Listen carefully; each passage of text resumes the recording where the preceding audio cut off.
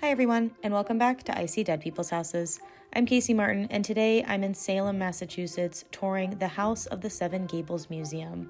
Today's museum tour is really exciting for me because for the first time since starting this YouTube channel, I was given the opportunity to sit down with one of the museum staff. Today I met with David Moffat, who's the Visitor Services Specialist and Researcher at the museum. So let's hear what he has to say. My name is David Moffat. I work here at the House of the Seven Gables, and I am a Visitor Services Specialist and Researcher. I have been here for 13 years. So I started here in 2012, and I've been doing my current job for about 6 years.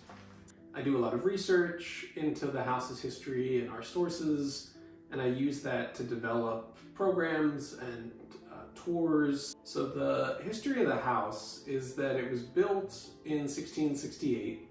Our main house, the Turner Ingersoll Mansion, sometimes called the House of the Seven Gables, and it was a merchant's mansion in the 1600s, the largest house that survives from that period in New England, built by one of the richest families at the time in Massachusetts.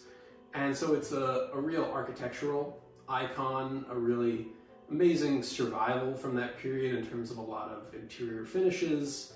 And then it has a much longer history where it's in the Turner family for about 100 years. It's owned by a family named the Ingersolls for about 100 years.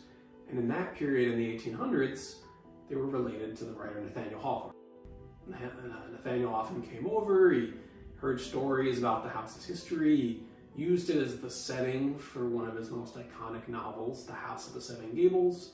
And then we've been a museum now for over 100 years. We opened to the public in 1910, thanks to the fame of Hawthorne's work. And we have been a very unique museum since 1910. Our founder, Caroline Emerton, was a philanthropist, deeply concerned with the state of people's lives in Salem, particularly newly arrived immigrants. And so since 1910, we've worked with the immigrant community to provide services that are useful to them, which in the present day is English as second language classes, classes to help people pass the citizenship test, and some job skill classes. Hawthorne is one of the greatest American writers. His novels are still taught in school. A lot of people encounter them there first, but other people that I've talked to who are, English literature fanatics, they love books and reading, they've read Hawthorne on their own. I talked to one woman who read The House of the Seven Gables 7 times over the course of her life. His novels, especially The House of the Seven Gables, has a sort of spooky quality to it that really lines up well with people's perception of Salem and what they want to see in Salem. So we're not a spooky or a haunted attraction, but you do have that connection through Hawthorne's work where in the novel it's very much a haunted house, haunted by the past, haunted by the spirits of sort of tortured people who lived in the house in previous generations. The House of the Seven Gables architecturally is a really interesting building. It's a first period house. That's what architects call that. Technically, it's from the 1600s. And first period houses like that were built up until the early 1700s. There are maybe 500 of them, 450 of them standing across New England still today. The Gables is particularly unique because of its size, because of its quality. The Turner family were very wealthy, and they built this mansion with some of the best craftsmanship that was available at the time. Post and beam frame construction and the rough, unfinished timbers in the attic, some of the boards, and then the sort of fineries of later Georgian paneling, the great drinks cabinet that we have in our parlor from the early 1700s with a carved shell shape. It's hard to say one reason why people should come here. I mean, the beauty is one that strikes me when I first think about it, that we're right on Salem Harbor.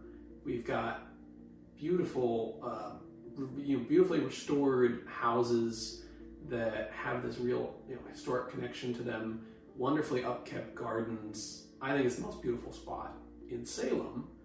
And then you add on to that, my my other reason I'd give is that the history and the stories and the significance, that it really helps you to understand the Salem story, the American story, really the global story of the 16, 17, 1800s, and the trade, the more unfortunate aspects of history like enslavement and indentured servitude that went into building the fortunes of early America, the colonial revival movement, immigration in the early 20th century, and the work that we do today.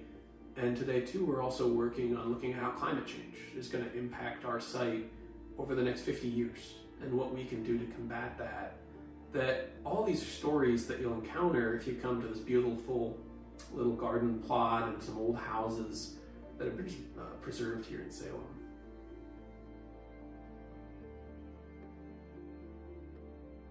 The House of the Seven Gables is open most of the year. We do close for January and the first part of February, normally about 6 weeks.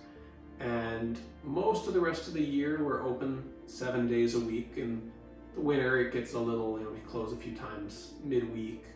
But definitely if you plan to visit, you can look at sevengables.org, the numeral 7, GABLES.org. There's a ton of information and content. So if you want to learn more and without visiting, you can check us out online there as well. So there you have it. We've just finished our virtual tour of the House of the Seven Gables Museum in Salem, Massachusetts. I hope you've enjoyed the virtual tour. As always, if there is a place you would like me to go, please drop it in the links. Until next time, this is I See Dead People's Houses.